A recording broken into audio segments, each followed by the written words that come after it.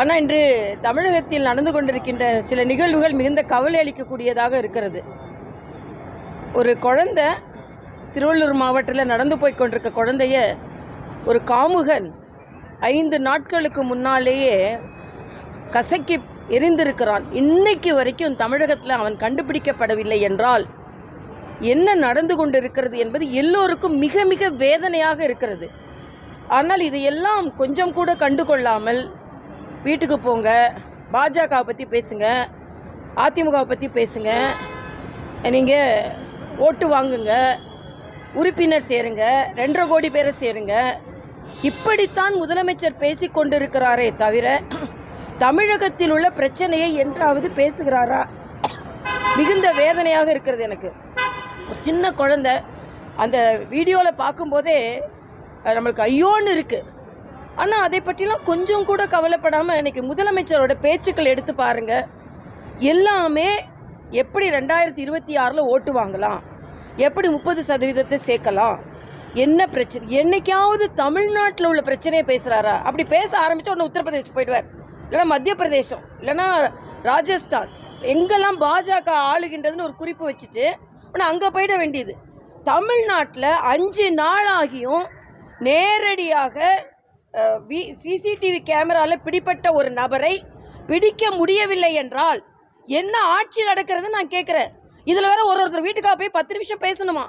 10 நிமிஷம் பேசுறதுல மக்கள் என்ன கேள்வி கேட்பேன்? நான் மக்கள்கிட்ட கேட்குறேன். 10 நிமிஷம் திமுக காரங்க அவங்க வீட்டுக்கு வரும்போது அஜித்குமாருக்கு என்னாச்சு, அண்ணா யூனிவர்சிட்டியில் என்ன நடந்து கொண்டு இருந்தது, இன்னைக்கு திருவள்ளூரில் அந்த குழந்தைக்கு என்னாச்சு, குழந்தைங்களை எதுக்கு கீழே படுக்க வைக்கிறீங்க, மருத்துவர் இல்லாமல் மருத்துவமனை ஏன் இருக்குது, ஆசிரியர்களே ரோட்டில் போராடி கொண்டிருக்கிறான்னு கேள்வி கேளுங்க. ஆக 10 நிமிஷம் 100 நிமிஷம் பேசினாலும் இனிமேல் மக்கள் நிச்சயமாக அமைதியாக மாட்டார்கள். மக்கள் கேள்வி கேட்பதற்கு தயாராக இருந்து கொண்டிருக்காங்க. திமுக காரங்க 10 நிமிஷம் போய் பேச போகிறாங்களாம். பெரிய லிஸ்ட்டு கேள்வியோடு மக்களும் தயாராக தான் இருக்கிறாங்க. இது நீங்களே போய் அவங்ககிட்ட கேள்வி கேட்கறதுக்கு ஒரு வாய்ப்பை ஏற்படுத்தி கொண்டு இருக்கிறீர்கள் என்பது தான். 5 மாநகராட்சியில் உள்ள கவுன்சிலர்களாம் ராஜினாமா பண்ணணுமா? ஏன்னா ஊழல் குற்றச்சாட்டு. அப்போ இவ்வளோ நாள் மக்கள் அந்த ஊழல் குற்றத்தினால், அந்த ஊழல் நடவடிக்கையினால் பாதிக்கப்பட்டு தானே இருந்தாங்க. ஆக தேர்தல் வருகின்ற உடனே இவ்வளவு நடவடிக்கை எடுக்கிறது என்பதுதான் கவலை அளிக்கக்கூடிய ஒன்றாக இருக்கிறது.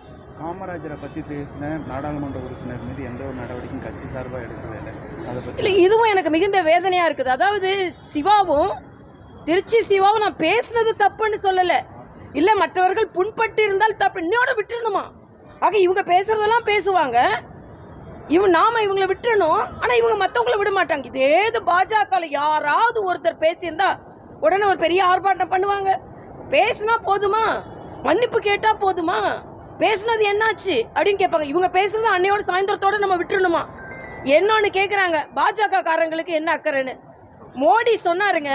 இந்த பண மதிப்பிழப்பு நடவடிக்கைக்கு ஒரு தலைவர் இருந்தால் என்னை பாராட்டி இருப்பார்னா காமராஜர் இருந்தால் பாராட்டி இருப்பார்னு சொன்னார். ஆக நல்லாட்சிக்கு உதாரணமாக இன்னைக்கு கூட மோடி காமராஜர் தான் முன்னிறுத்துகிறார். ஆனால் நீங்கள் ஒரு நாள் காமராஜர் முன்னிறுத்துறது இல்லை. அதனால எல்லோரும் காமராஜர் எல்லோருக்கும் சொந்தம் தான். இன்னைக்கு காமராஜர், இன்னைக்கு எல்லாரும் படித்த குழந்தைகள் இந்த வீட்டில் எல்லாம் முன்னேறி இருக்கிறார்கள் தான். எல்லாரும் காமராஜரோட பங்கு இருக்கு. கட்சிக்காரராக நாங்கள் காமராஜரை பார்க்கவில்லை, காங்கிரஸ்காரராகவும் பார்க்கல. இந்த காங்கிரஸ் தான் அவரை கொடுமைப்படுத்தினது. கடைசியில் அவருக்கு கொடுக்க வேண்டிய மரியாதையை கொடுக்கல. செல்வ பிறந்தைக்கு சொல்லட்டும் பார்க்கலாம். நாங்கள் கொடுக்குற மரியாதை கூட காங்கிரஸுக்கு, காமராஜருக்கு செல்வ பிறந்தை கொடுக்கறது இல்லை.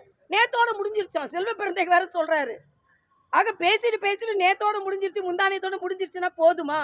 அப்போ கூட்டணிக்கு எவ்வளவு பயந்து இருக்கிறார்கள் என்பதான். அதிமுக கூட்டணியை பார்த்து பயந்துருக்கிறான்னு சொல்லி நீங்க தான் பயந்துருக்கிறீங்க. திருமாவளவன் சொல்றாரு, திமுகவே எங்களை ஒதுக்கினாலும் பாஜகவை எதிர்ப்பாராம். எதிர்த்து கொண்டு இருங்க, எங்களுக்கு ஒன்றும் கவலை இல்லை, மக்கள் எங்களுக்கு ஆதரவாக இருக்கிறார்கள். இன்னொன்று கம்யூனிஸ்ட் சொல்றாரா, இது சிகப்பு கம்பளம். உங்களுக்கு கம்யூனிஸ்டுகளுக்கு சிகப்பு கம்பளத்துக்கு அடியில் பெட்டிக்கிட்டு இருந்தால் தான் சிகப்பு கம்பளமே பெருசாக தெரியும். அவங்களுக்கு உண்டியெல்லாம் மறந்து ரொம்ப நாள் ஆச்சு கம்யூனிஸ்டுகள். அதனால பேசுறது, திமுக கூட்டணியில் உள்ளவங்க பேசுறது எல்லாமே ஒரே பிரச்சனையா இருக்குது. இன்னைக்கு நிச்சயமாக திமுக கூட்டணி வெலவெலத்து போகும். கூட்டணியில் ஆட்சி வேணும்னு செல்வ பிறந்தை கேட்க ஆரம்பிச்சாச்சு. தம்பி கார்த்திக் சிதம்பரம் முன்னால கேட்டுட்டு இருக்காரு. இதுக்கெல்லாம் பதில் சொல்லட்டும். மக்களுக்கு நிறைய பதில் சொல்ல வேண்டிய நிலையில் திமுக இருக்கிறது. 10 நிமிஷம் போய் பேசுங்களாம். பேசட்டும். மக்கள் 100 நிமிஷம் பேசினாலும் மக்கள் திருப்தி அடைய மாட்டாங்க. வாக்குறுதிகளை நிறைவேற்ற கோரி பகுதி நேர ஆசிரியர்களாக இருக்கட்டும், தொடக்க கல்வி ஆசிரியர்களாக இருக்கட்டும், கிராம வருவாய்த்துறை உதவியாளர்களாக இருக்கட்டும், தொடர்ந்து போராட்டத்தில் இருந்துகிட்டே இருக்காங்க. நேற்று கூட மாநில தலைவர் அண்ணன் நயினார் நாகேந்திரன் சென்று பார்த்திருக்கிறார். எங்கள் கட்சியோட ஆதரவு முற்றிலுமாக அவர்களுக்கு இருக்கிறது. வீட்டுக்கு அரசு போதும் அண்ணன் ஸ்டாலின் சொல்றையில ரோட்ல இருக்கிறாங்க. அது செவிலியராக இருக்கட்டும், மருத்துவராக இருக்கட்டும், ஆசிரியராக இருக்கட்டும், ஜாக்டோஜியோவாக இருக்கட்டும், அங்கன்வாடி ஊழியராக இருக்கட்டும், எல்லாம் ரோட்ல நின்று போராடி கொண்டு இருக்கிறார்கள். அதனால் தமிழகம் மிகுந்த ஒரு மோசமான நிலையில் இருக்கிறது. 2020 பத்தி ரொம்ப கவலைப்படுறாங்க. என்ன சொல்றாங்கன்னா 2.5 கோடி பேரை சேர்க்கணுமா. ஆக இன்னைக்கு மக்களோட பிரச்சனையை தீர்க்கிறத விட 2.5 கோடி பேர் சேரு, 10 நிமிஷம் போய் பேசு, திமுகவுக்கு ஓட்டு போடணும். எப்படி சொன்னாலும் மக்கள் ஓட்டு போட போகவில்லை. அதான் எனக்கு உறுதியாக தெரிகிறது. நன்றிம்மா தம்பிங்களா.